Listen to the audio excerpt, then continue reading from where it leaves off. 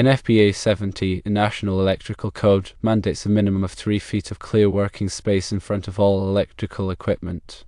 This requirement, detailed in Article 110.26a, applies to both load centers and transformers.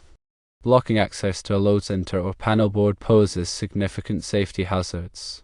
Firstly, in emergency situations, first responders might be unable to rapidly access the equipment to disconnect power. Secondly, maintenance personnel may encounter difficulties safely performing repairs or upgrades. Thirdly, restricting heat dissipation from the transformer could lead to overheating and subsequent failure. Placing a transformer directly in front of a load center presents additional concerns. Firstly, it can impede the ability to read labels or markings on the equipment. Secondly, it can hinder inspection and maintenance of connections. Thirdly, it can complicate the installation or replacement of circuit breakers or fuses. Relocating the transformer to an area that doesn't obstruct access to the load center is highly recommended to comply with code regulations and ensure safety. A minimum of 3 feet of clear working space should be maintained in front of both the load center and the transformer. This clear space is essential for safe operation, maintenance, and emergency access. Consider the implications of violating these clearances. Firstly, restricted access can delay critical operations during emergencies. Secondly, maintenance tasks become more difficult and potentially dangerous. Thirdly, the lifespan of electrical components may be shortened due to inadequate ventilation and increased operating temperatures. The working space requirements are not arbitrary. They are carefully considered to provide a safe and efficient environment for personnel interacting with electrical equipment. The 3-foot clearance is a minimum requirement, and in some cases, additional space may be necessary depending on the voltage and complexity of the equipment. Therefore, it is essential to consult the National Electrical Code and local regulations to ensure full compliance.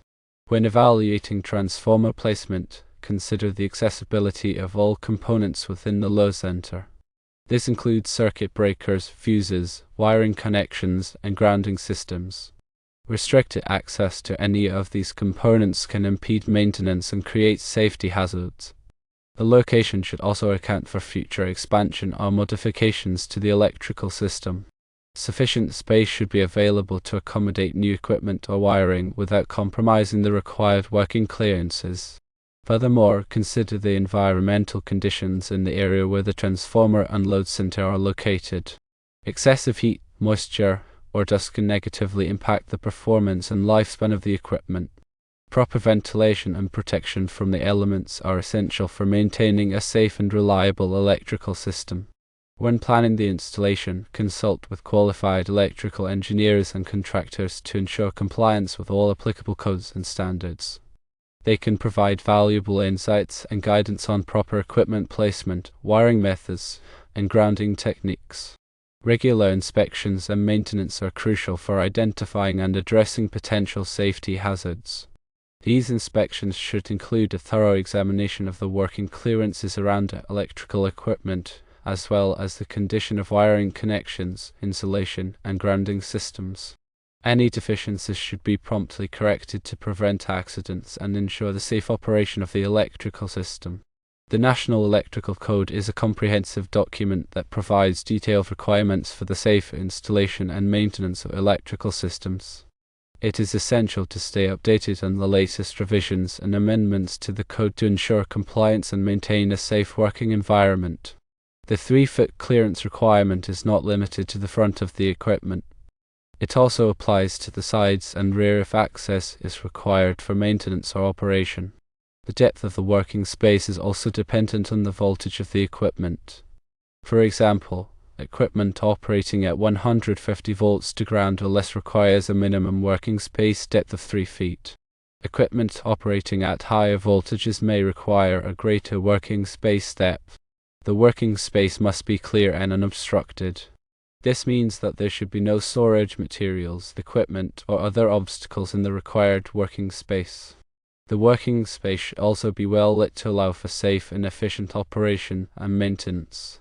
In addition to the working space requirements, the National Electrical Code also includes requirements for access to electrical equipment. Access must be provided to all electrical equipment to allow for safe and efficient operation and maintenance. Access must be readily accessible and unobstructed. Access doors and panels must be large enough to allow personnel to safely enter and exit the equipment. Ladders or other means of access must be provided if the equipment is located above or below ground level. The location of the transformer should also be considered in relation to other equipment and structures. The transformer should be located away from flammable materials and sources of ignition. The transformer should also be protected from physical damage. If the transformer is located outdoors, it should be protected from the weather. The transformer should be installed on a level surface and properly secured. The transformer should be grounded in accordance with the National Electrical Code. The grounding system should be inspected regularly to ensure that it is in good condition. The transformer should be properly labeled with its voltage, amperage, and other important information. The labels should be legible and easily visible. Personnel working on or near electrical equipment should be properly trained and qualified. They should be aware of the hazards associated with electrical work and the safety precautions that must be taken. Personal protective equipment, or PPE, should be worn when working on or near electrical equipment. PPE may include safety glasses, gloves, and insulated clothing. Electrical work should be performed by qualified personnel only. Unauthorized personnel should not be allowed to work on or near electrical equipment. Electrical equipment should be inspected regularly to ensure that it is in good condition. Any damaged or defective equipment should be repaired or replaced immediately. Electrical hazards should be reported immediately. Report any electrical hazards to the appropriate personnel. Electrical fires should be extinguished with a fire extinguisher rated for electrical fires. Water should never be used to extinguish an electrical fire. If someone is in contact with electricity, do not touch them. Call for help immediately. Turn off the power to the circuit if possible. Provide first aid until help arrives. The information provided is intended for general guidance only. It is not a substitute for professional advice. Consult with a qualified electrical engineer or contractor before making any decisions about electrical equipment or systems. The National Electrical Code is a complex document that is subject to change. It is important to stay up to date on the latest revisions and amendments to the code. The 3-foot clearance requirement is a critical safety measure that must be followed to prevent accidents and ensure the safe operation of electrical systems. By adhering to the National Electrical Code and other applicable standards, one can minimize the risk of electrical hazards and create a safe working environment. It is imperative to prioritize safety when working with electricity. Electricity is a powerful force that can cause serious injury or death. By following the safety precautions outlined in the National Electrical Code, one can protect themselves and others from the hazards of electricity. Remember that the 3-foot clearance rule is a minimum requirement. In some situations, more space may be necessary to provide adequate access and working space. Consider the specific requirements of the equipment and the tasks that will be performed in the area. Ensure that there is enough space to safely maneuver tools, equipment, and personnel. If the transformer is located in a confined space, such as a closet or vault, additional precautions may be necessary. The confined space may need to be ventilated to prevent overheating. The confined space may also need to be equipped with emergency lighting and a fire suppression system. The location of the load center should also be considered in relation to other equipment and structures. The load center should be located in a dry, well-ventilated area. The load center should be protected from physical damage. If the load center is located outdoors, it should be protected from the weather. The load center should be installed on a level surface and properly secured. The load center should be grounded in accordance with the National Electrical Code. The grounding system should be inspected regularly to ensure that it is in good condition. The load center should be properly labeled with its voltage, amperage, and other important information. The label should be legible and easily visible. The circuit breakers in the load center should be properly sized and installed. The circuit breakers should be tested regularly to ensure that they are functioning properly. The wiring in the load center should be properly insulated and protected. The wiring connections should be tight and secure.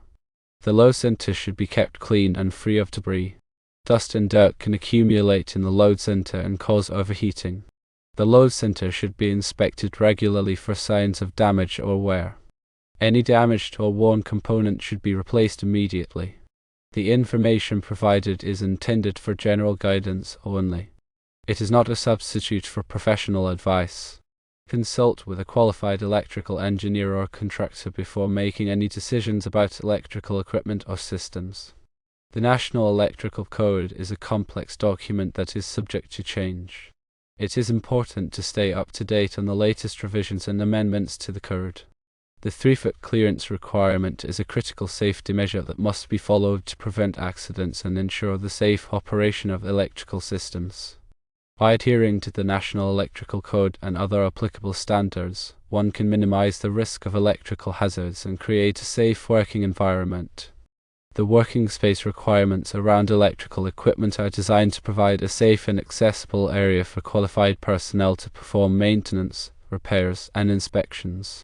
These spaces allow for safe operation of tools and equipment, as well as providing a clear path for emergency egress. NFPA 70 Article 110.26 covers requirements for working space about electrical equipment operating at 600 volts, nominal or less. The depth of the working space in the direction of access to live parts must be at least 3 feet for voltages of 150 volts or less to ground.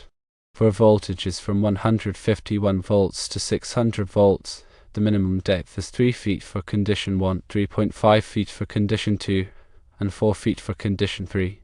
Condition 1 is where exposed live parts are on one side of the working space and no grounded parts or grounded enclosure are on the other side of the working space.